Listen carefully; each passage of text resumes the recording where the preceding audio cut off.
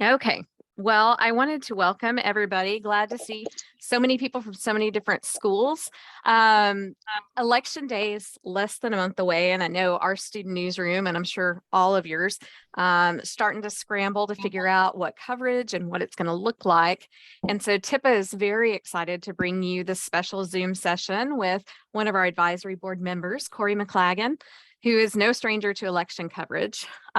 She is the statewide managing editor of the Texas Newsroom, which is a public radio journalism collaboration, which includes NPR, KERA in North Texas, Houston Public Media, KUT in Austin, Texas Public Radio in San Antonio.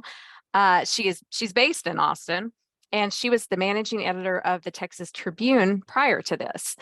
She has also worked as a national correspondent for Reuters, as a state government and politics reporter for the Austin American-Statesman, and as a reporter for the El Paso Times.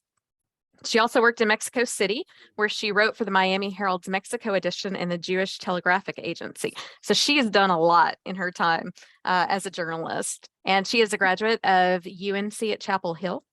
And so she is charged with overseeing election coverage for the Texas Newsroom, and she also did that at the Texas Tribune. So we are very grateful for your time, Corrie. Everyone that's here, we're going to use the Zoom chat function. So as you have questions, go ahead and drop them in the chat, and Jill Gibson and I are going to be watching that. And we're going to have some time for questions at the end. So Corrie, Great. it's all yours. Well, thank you so much for having me. I'm so glad to be with y'all. Let me see if I can successfully share my screen and start the slideshow. Let's see. Julie, can you see that? Yes, we can see it. Okay, great. Let's see, I'm just adjusting my window so I can see some faces. Okay, cool. Well, yeah, thank you again for having me. Let's see, I can, okay. So yeah, like Julie was saying, I am overseeing the Texas Newsroom, which is the public radio journalism collaboration, like she said. I do work with the big public radio stations in the state that Julie mentioned, but our collaboration also includes the smaller stations that are not pictured here. So we work with the station in Waco and the station in Lubbock and the station in Abilene and really all El Paso. So all the public radio stations in Texas are part of the Texas Newsroom. And the whole point of our collaboration is to work together so that we're not a bunch of silos covering things.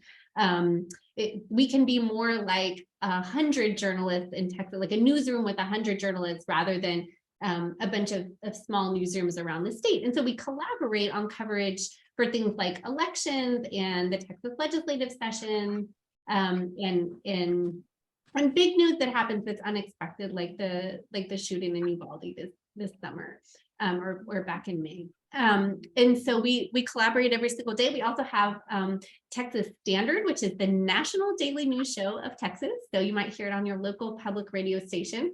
And then we have 6 daily statewide newscasts every day. So if you happen to listen to your local public radio station, you might hear live from the Texas Newsroom. I'm Joseph Leahy, and he'll tell you the top headlines of the day, and that's our team as well. And then every day we collaborate with NPR to get our stories to a national audience whenever national news happens in Texas, and that happens approximately like every day because crazy things are always happening in Texas. And so that's a little bit about what I do. I'm happy to tell you anything more about that you want to know. Julie did a pretty good job laying out my my professional history, but I am from Austin. I was born here in Austin, and I work here in Austin at KUT at the public radio station in Austin. I'm employed by KERA, the station in Dallas, just to make things confusing, but it's all a collaboration. And I did leave Texas to go to the University of North Carolina and worked at some of these places along the way. As Julie mentioned, and happy to talk to you about any of that. So covering elections, as As Julie mentioned, I've covered some races. This is me covering the 2010 governor's race for the Austin American Statesman. I was on Governor Perry's press plane when this was the day before the primary. And then on the left there is this. I covered Ted Cruz's first run for the U.S. Senate, which was a big upset and a very exciting race back in 2012 for Reuters.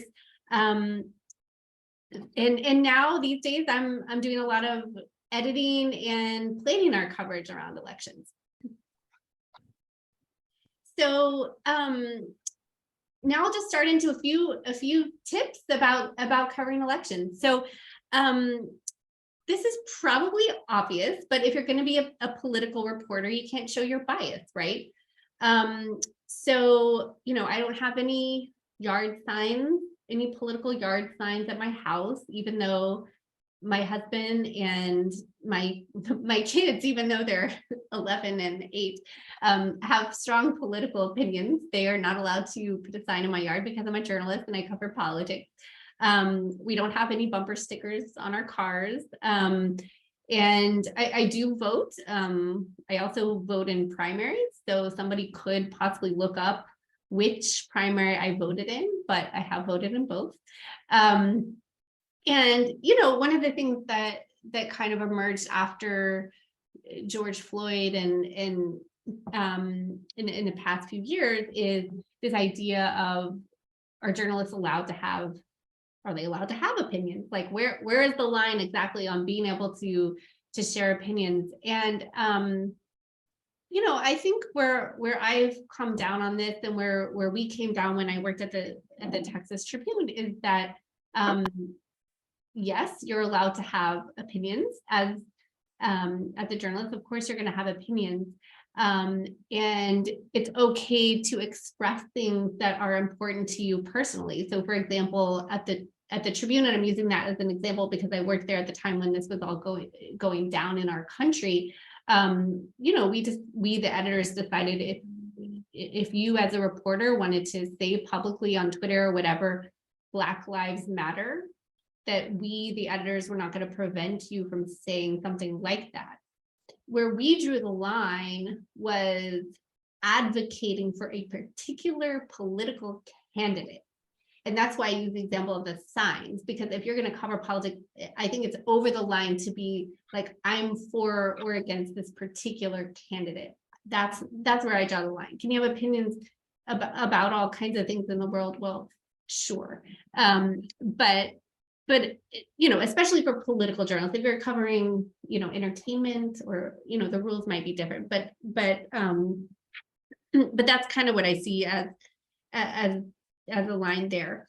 So you're going to be, when you cover elections, you know, there's going to be all these traditional stories about polling and who's pulling ahead and those kind of things. And I would really encourage you to go beyond that by trying to find some unique stories about what might be motivating candidates and voters.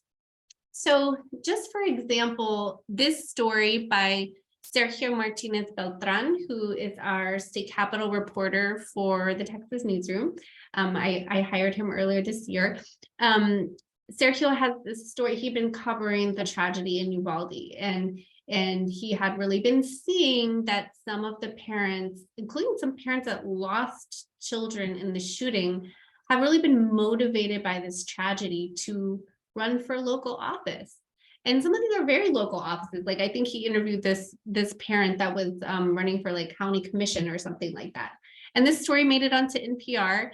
And you know, it's a great political story, right? It's something kind of unexpected. It's not your run-of-the-mill story that you see every year, but like who is feeling really called to run for office. Some of these parents had never been interested in politics, had certainly never run before, I'm trying to watch a video. I'm trying to become for school. You okay? If I could get everybody to go ahead and mute their mics, that'd be awesome.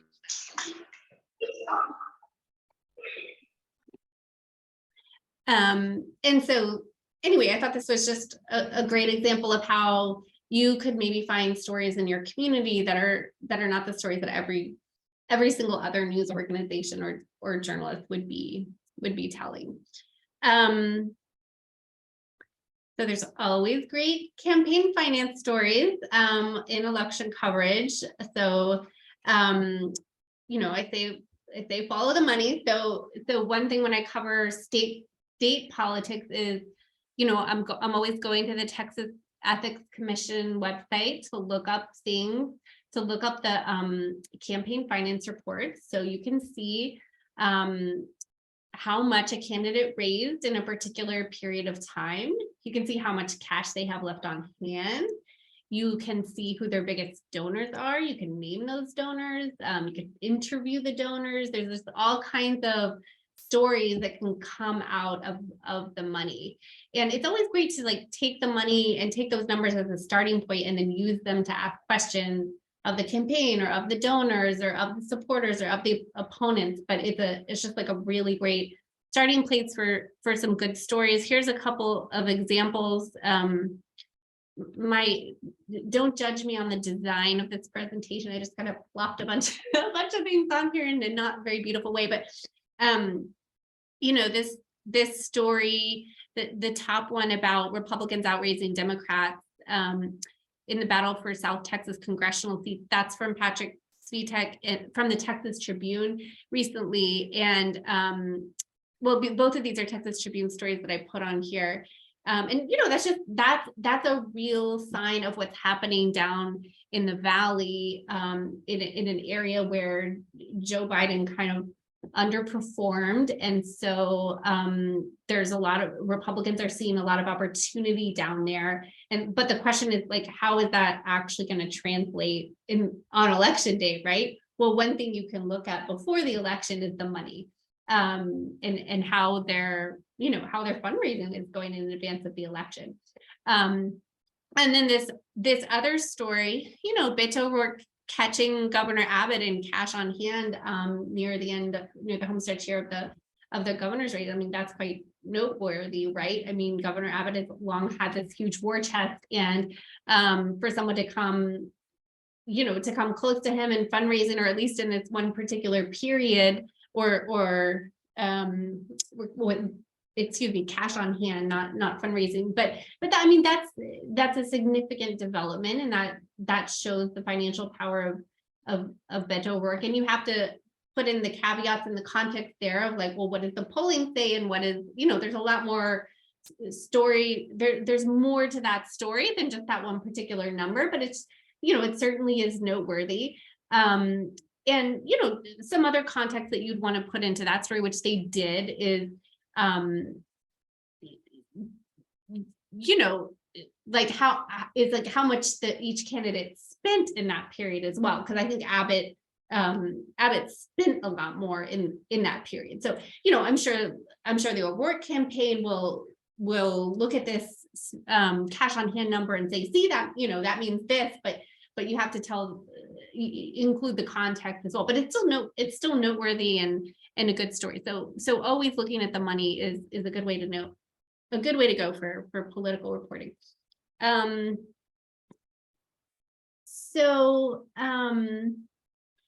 know, it's always good to interview political scientists and experts, but it's also good to talk to voters. And one of the things I was thinking recently when Julie gave me the opportunity to judge a contest, a statewide contest of college students journalism. Julie, remind me the name of the contest. It's the Texas Intercollegiate Press Association previously published contest. I believe you did the Reporter of the Year. No, I did that last year. Oh, okay. This year I was judging other categories, but what I was going to say is that I noticed a pattern in the really great stories versus the only okay stories, and the only okay stories on any topic. I'm just talking about elections. The only okay stories, the student journalists would interview school administrators and maybe a professor, and like no students. And like, you know, these are campus publications, and maybe it might be appropriate occasionally to have a story like that, but wouldn't the vast majority of stories include, need to include the voices of students, right? So those were the richer stories that I saw reported. Was, I mean, sure, you need a comment from administrators, certainly, but like, what do the students think about whatever issue you're reporting on?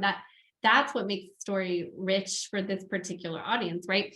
And so anyway, don't forget to interview voters. I mean, maybe it seems obvious, but like if you're just talking to the candidates or the experts or the campaign or the pollsters or whatever, you're missing just a really important group of people to talk to. And especially when you think about political reporting on a college campus where your audience is the students, right?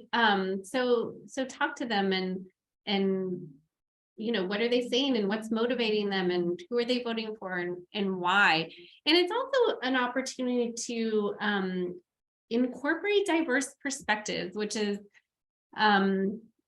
just one of the critical things that we need to do with our journalism. At the Texas Newsroom, we really try to make it a goal to have our sources reflect the diversity of Texas.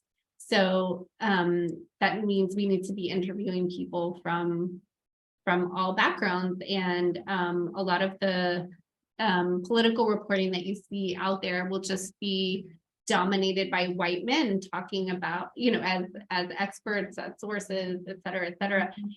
You should also be interviewing experts who are who bring a diversity of backgrounds and perspectives, but also bringing in voters as well is one way to contribute to the diversity of perspectives that you offer your audiences. And I'm just going to show you a really neat example about how Sergio Martinez Beltran, the reporter I mentioned before, about how he incorporated the voice of a voter in his coverage of a debate, which you think debate coverage, I mean, that could be just voices of candidates, right? Or voices of experts, but he went to the debate in the Valley and interviewed a voter before and after. And I'm just going to play for you just a few seconds of his story.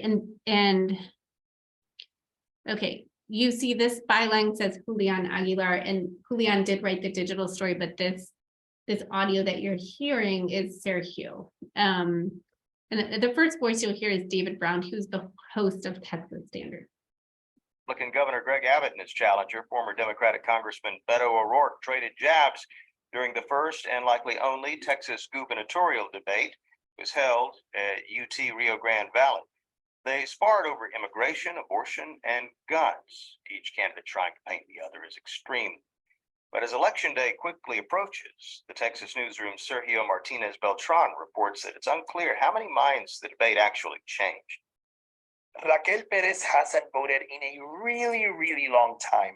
It's been so long, she says she can't even remember if she's even registered. No, ya tengo ratito que no voto, entonces tengo que empezar ya a hacer votación porque como dicen de que tu voto habla, ¿verdad? But in this election, Perez wants to cast a ballot.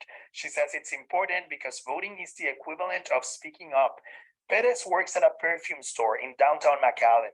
We talked shortly before the gubernatorial debate between Governor Greg Abbott and Beto O'Rourke. She planned to make a decision after the debate. Necesito ver el debate, a ver qué es lo que está pasando para ver quién es el que merece el voto. Tonight, the heat is on in South Texas, live from the University of Texas, Rio Grande Valley. The Texas Governor's Debate starts right now.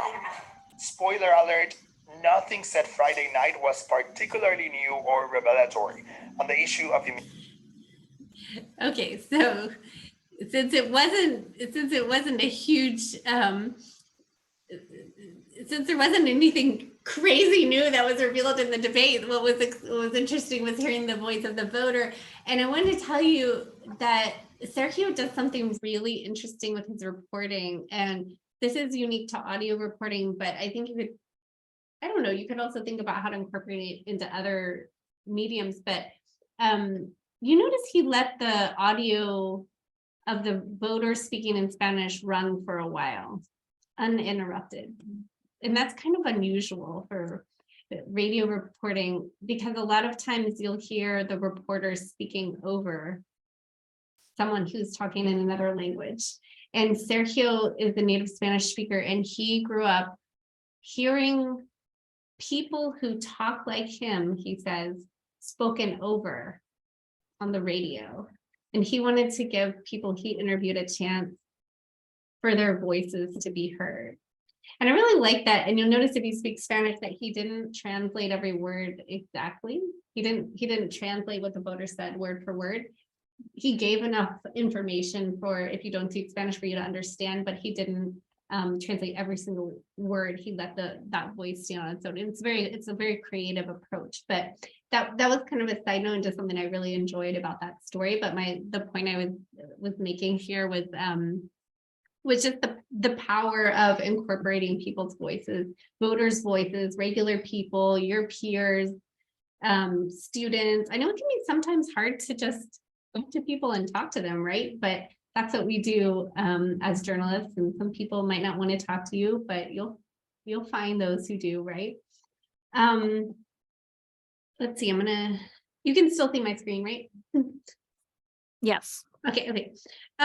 So using an audience-focused approach, this is an audience-focused approach, I think, should inform everything that you do, should inform what you think about as a story in the first place.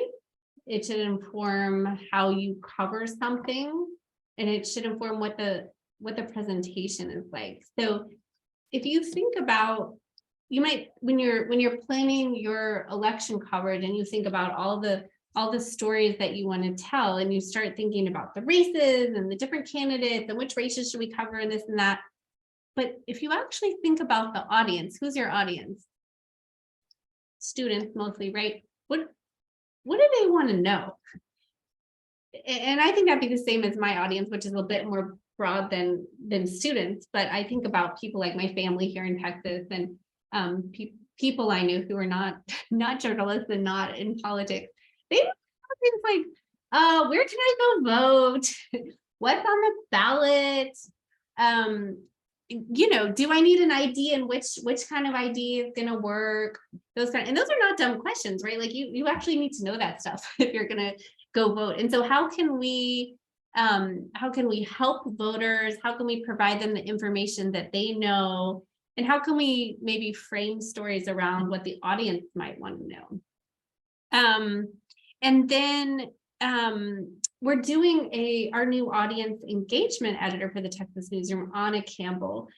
She is leading a voter engagement project, an audience engagement project focused on voters in advance of the election. And she's basically having reporters all over the state who work at public radio stations interview Latino voters in advance of the election about the issues that are important to them. And so Texas Public Radio, which is the name of the station in San Antonio, has been doing this, and they posted on Twitter. And they posted on Twitter an example of some of a video of some of the people that they had been interviewing. They went to the Barbacoa Festival in San Antonio, and they interviewed voters, and they shared this on Twitter, even though the project that we're doing hasn't come out yet. So anyway, just thinking about centering the audience. Lots of digital tools you can use to engage with audiences.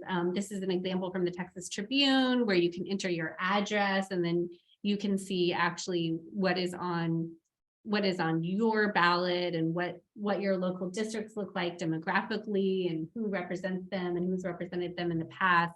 The Tribune also on election night will have a county by county map of Texas with real-time results throughout the evening, where you can see in each county, like, is Beto O'Rourke or Greg Abbott winning, and what about the congressional races, and so forth. Journalistic events. So let's see. Sorry, I just got lost here. In my notes. Oh, here we go. Okay. So one of the things that we did at the Texas Tribune and the public radio has some of as well is using live events as journalism. And so, the Texas Tribune does a lot of these panel discussions about public policy or about elections out in the public.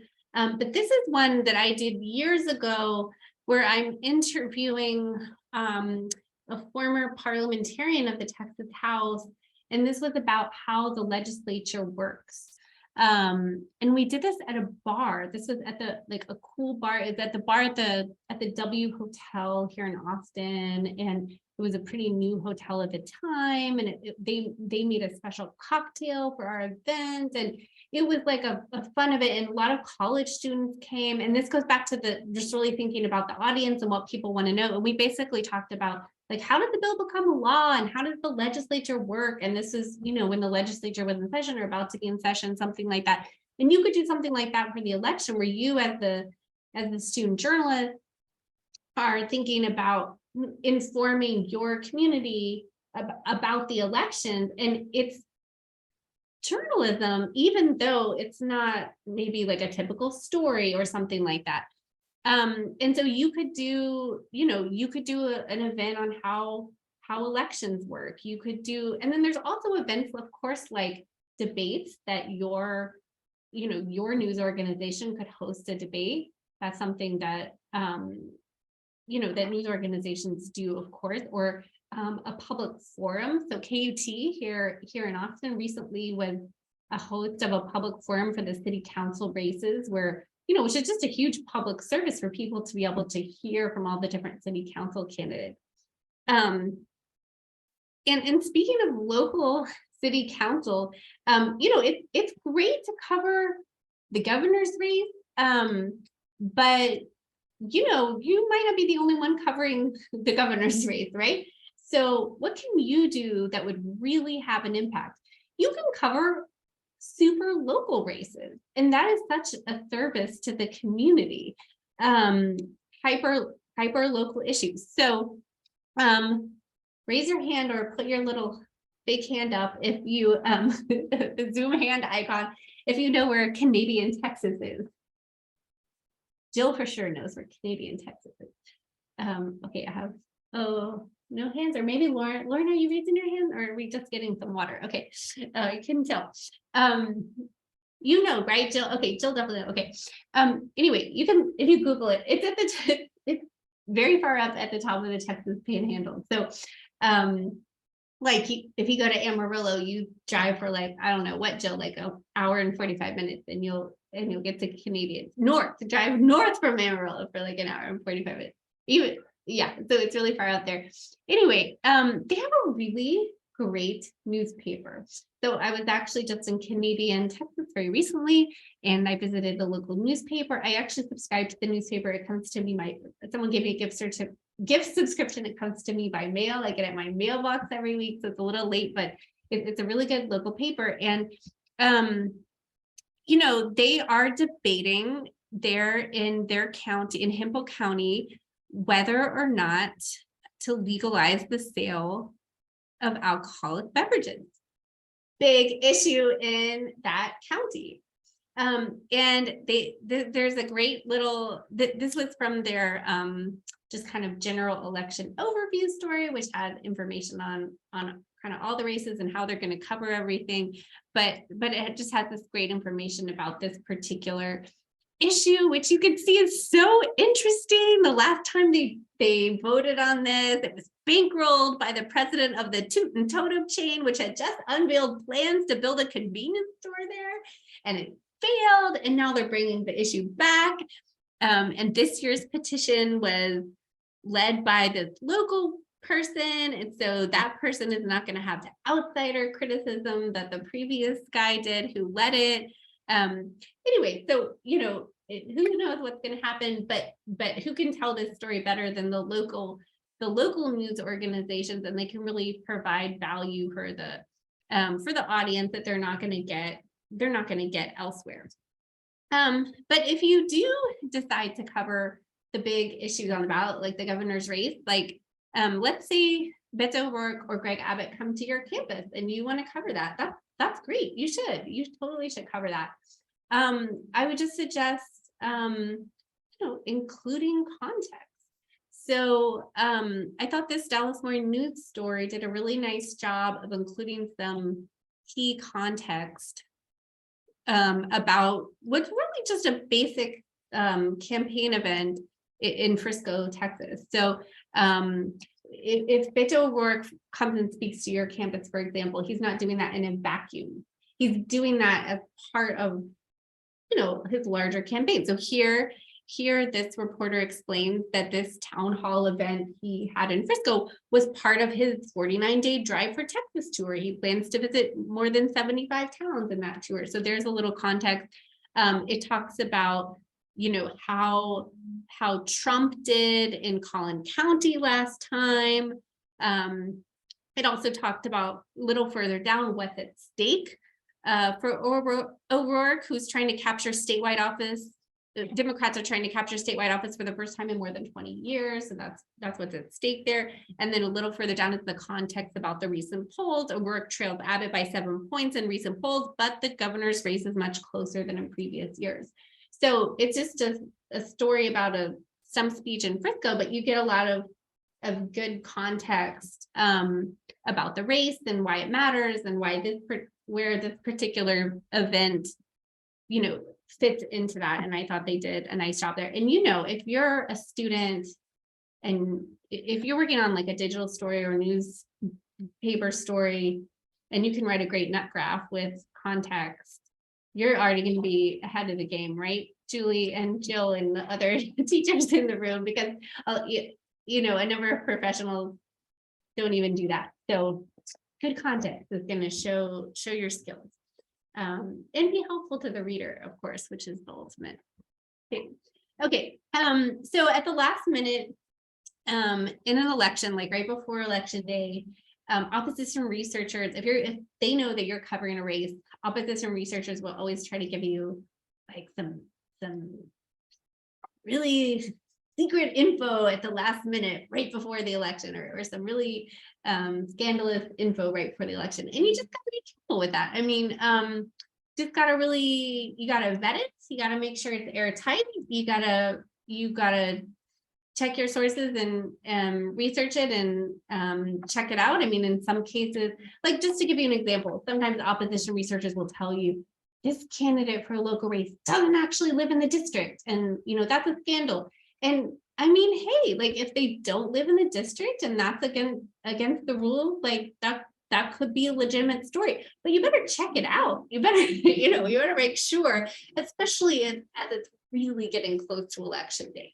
So when I worked at the Statesman the Austin American Statesman, the paper here in Austin back in the dark ages, when the print edition was really the primary thing, they had a rule where we couldn't publish new information about a race on election day because there wasn't time to go back and then correct it if something was wrong or incorrect before the election. I mean, I don't know what the rules are now. I imagine things are a little different because with the internet, you can obviously change things or correct things or notify the audience. But still, as it gets close to election day, you just have to be even more careful and have your radar up. And there can be legitimate last minute stories. I mean, look at, there was a pretty legitimate last minute story about Donald Trump right before election day with that video that, that surfaced. So, I'm not saying don't report things, just be cautious as it gets closer. When you're getting ready for election night, the key thing is to write in advance. So, a lot of the stories can be basically completely pre-written, edited. Say you're covering the governor's race. I mean, write it both ways. Write it that Beto O'Rourke wins, write it that Greg Abbott wins, and then all the context that means. If Beto O'Rourke wins, well, he would be shattering all these years of Texas Democrats not winning the statewide office. You would be like the significance of all of that and what that is. And then write it the way, you know, Greg Abbott wins. Or if you have a local race that's just really, you're pretty sure who's going to win, you know, just, you can do it the one way and then tear it up if you need to tear it up. But just, it's going to save you a lot of headache to write in advance. And then what I do in the newsrooms where I've worked is when the polls close, you can post, well, you can post an early version of the story, you know, just saying like, you know, that this race is happening today and all of that. But then when the polls close and you start getting your first results in, not like 2 or 3 precincts, but like, you know, your first good chunk of results in, you can post your pre-written story and say something like, you know, because what they'll do when the polls close is they'll immediately show early voting, the early voting total. So you can post an early version of the story that says in early voting, Abbott or O'Rourke, whoever, was leading by such and such. And then as you start getting more results in throughout the night, you just keep updating. And you just need to be cautious not to do a final version that says decisively this person won until you're sure. And oh, that's my next slide, which is you got to get it right. And so you want to decide ahead of time what your newsroom is going to rely on for results. So I take it that y'all are probably not calling races, that y'all are probably not doing the math to call a race. So you decide what is it that you're looking to. Is it the AP?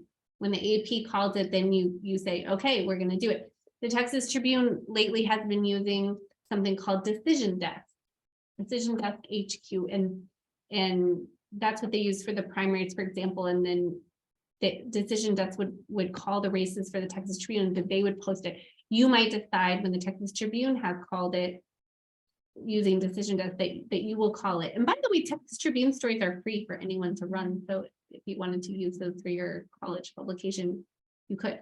But what are you going to rely on? Because you'll see all this, there'll be tweets and, you know, all over the internet, so-and-so won, and you need to know in advance what you're relying on and not be pressured by, well, everybody says that so-and-so, well, who says? And, you know, is it our source that we're relying on, or who is it? And then, you know, and then only then would you be able to change the wording in your story to a more decisive, instead of leading, you know, that they actually won. And hopefully y'all know that this is the famous Dewey defeats Truman headline. And that is in fact President Truman holding that up, who actually won because the newspaper got it wrong. That was a famous moment. So one thing I want to tell you before we go to question is, if you are in the Austin area, and by that I'm including Texas State. Sorry, I'm having trouble. There's like this black bar and I cannot see my tabs. Okay, here it is. I just want to post here in the chat, and then we'll go to questions. That I'm hiring an intern to cover the legislative session with the Texas Newsroom for NPR and all the public radio stations in Texas. And the application is due October 31st.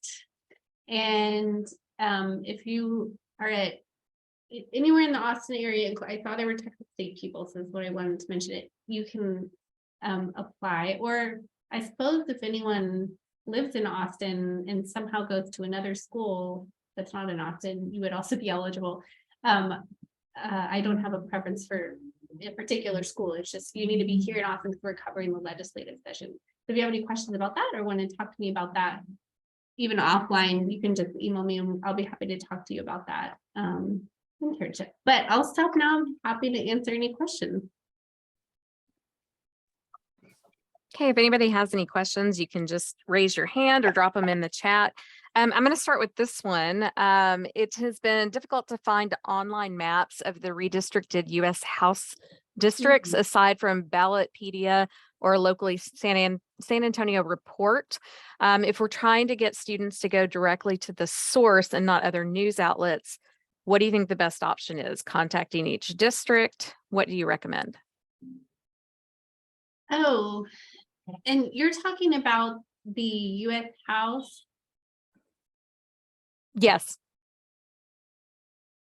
So I think that should be on the, I know the Texas Legislature online has all the legislative districts. Maybe they don't have the congressional district. I'm sorry, I don't know off the top of my head on where to find the congressional maps, but I could find out and get back to you. That would be great. Sure. Someone wants to know what tips you would give to young reporters to find quotes or interviews with local voters. How do you approach them? Yeah. Yeah, that's a good question. And you're one of the college journalists, right? So you're on campus. Okay. So like when I was covering governor's races as a reporter, and I'm not talking about on a college campus, but just like for the Statesman or whatever, I would go to grocery stores a lot. Or like go to the HEB, stand outside there, talk to people, and some people would be like, I don't want to talk to you, but some people would talk to me. You saw that the Texas Public Radio went to a barbacoa festival, like local festival.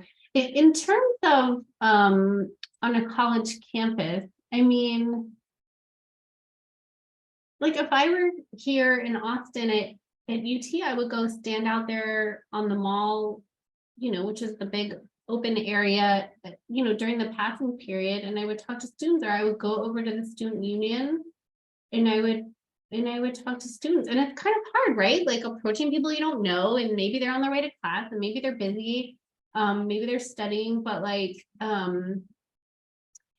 another thing is to go to political-ish events.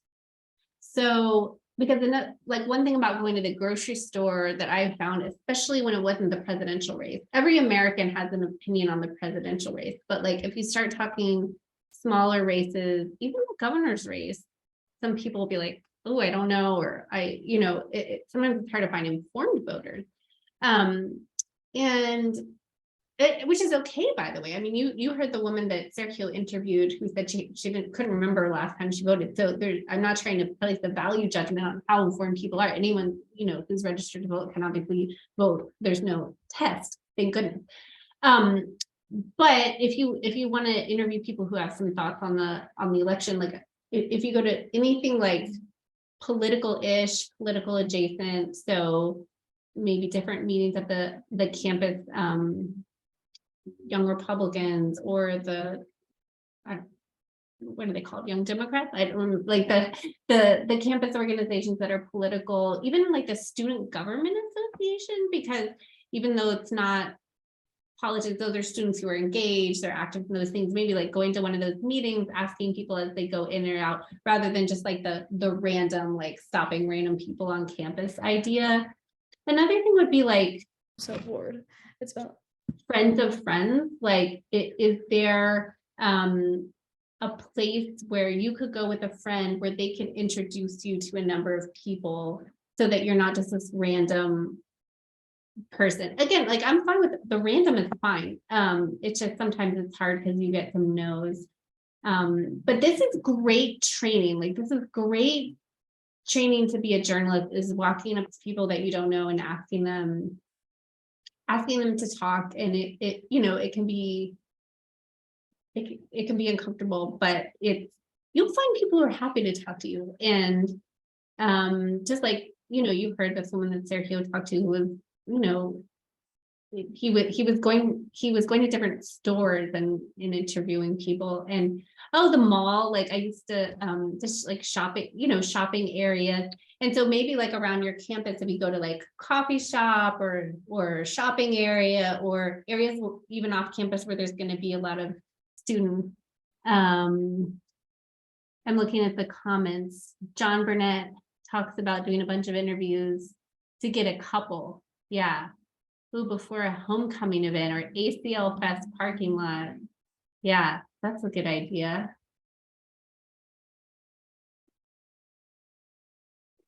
Put commissioner court meeting or city council meeting, because students tend to speak during public comment. That's a good idea. That might be like,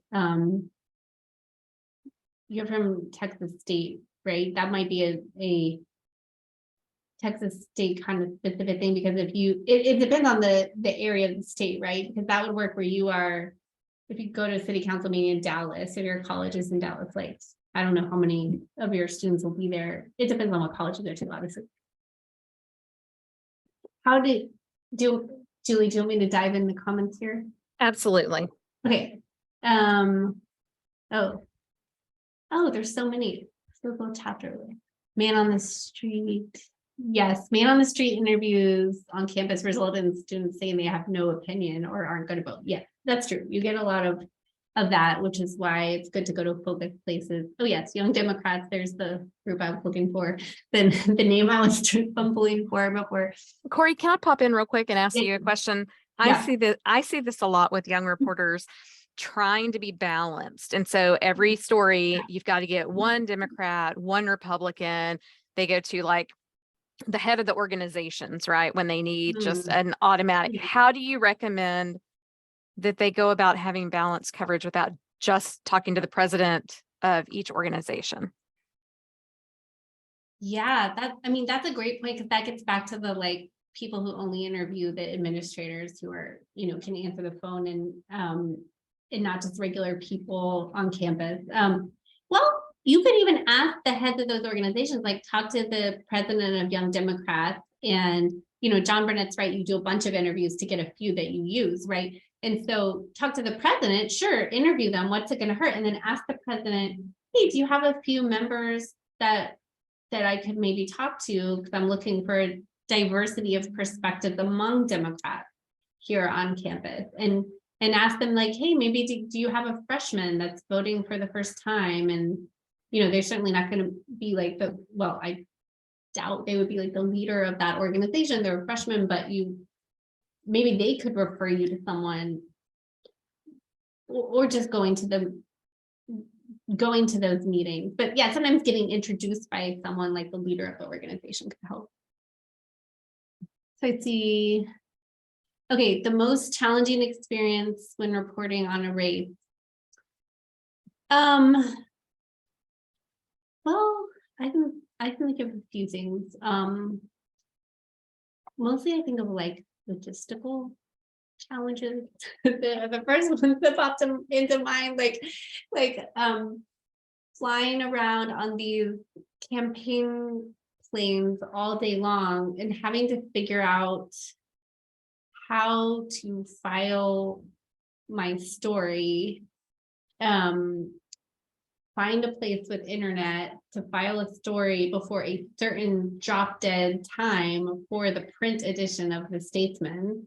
That was very challenging. And like in a day when I was like moving the entire time from a plane to like 5 different campaign events, getting out, writing, like, when am I going to sit down and write? Well, while I'm moving, or while I'm, so that was challenging. Another challenge I think about is, oh gosh, there were so many. Well, there was one where I remember that I thought I was going on a day trip, and I got on a plane with a candidate. We're down in Harlingen, I think, and the plane had problems, so we didn't fly home that night. And so I had no change of clothes, and I had to fly home the next day with the gubernatorial candidate. And I was just wearing the exact same outfit I had been wearing the day before. So my tip there is bring a change of clothes. You never know. But maybe you were asking about like real reporting challenges. Those are just the challenges that come to mind. I think here's one. I covered this gubernatorial race where we had a candidate named Farouk Shami. He's running for governor, and he's famous for being, have you ever heard of the hair product, the Chi? Like, do you Chi your hair? It's like a, yeah, it's like a straightener. Anyway, it's like a big hair product company. Anyway, he had founded that company. He was a businessman, and he was running for office. And oh my gosh, this story is way too long and convoluted. Well, I might have to move on, but there's so many things I want to tell you about this race, because it was there's so many challenges about it. But one of the things the thing I was thinking of is that he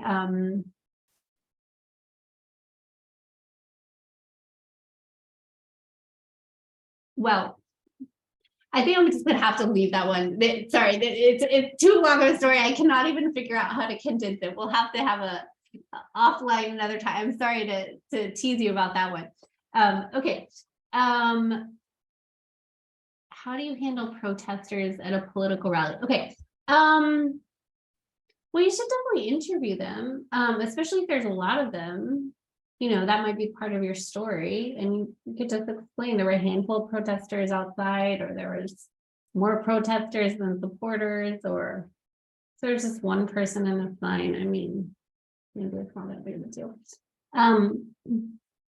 Because voting records are accessible to the public, how would you respond if an audience member accused you of bias after searching for these records? Oh, like searching for my records, Clara, is that what you meant? Yeah, okay. So in my particular case,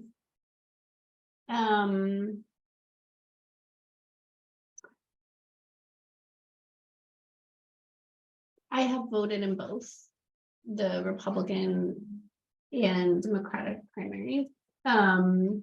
And the way I would explain my personal votes to people is a lot of times I voted in the Democratic primary because I live in Travis County, and a lot of the most important decisions in Travis County are made in the Democratic primary. Other times I have voted in the Republican primary in years when there were very important decisions being made statewide in the Republican primary. So I would explain like that. And then if they came back and say, well, you voted more often in the Democratic primary, I would say, you know, I would just emphasize I live in a Democratic leading county, or Democratic dominant, you know, dominated county, and that those are the most important decisions being made.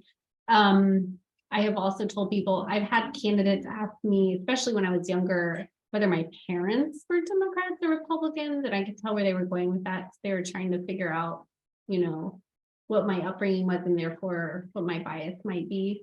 And I could tell them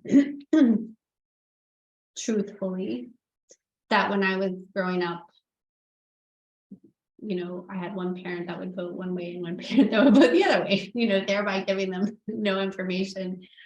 Or, you know, but it's also just based on your own professional reputation that you develop, because you show fairness, you show that you're going to interview Republicans, that you're going to interview Democrats, that you're going to treat everyone fairly, and you kind of gain that reputation over time. But yeah, yes, people are always accusing you of being biased. They're accusing your newsroom of being biased, and those accusations will come, and you just want to try and do your best to show your audience every day that you are fair and that you are trustworthy, and to earn that.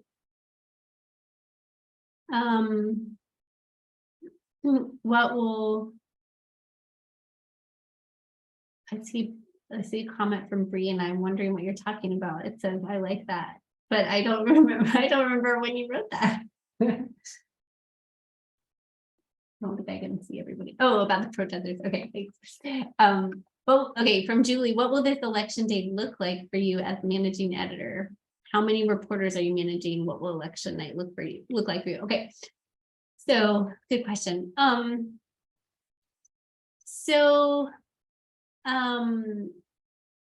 am lucky to have a wonderful senior editor who reports to me named Rachel Ozer Lindley, and she's based in Dallas, and she is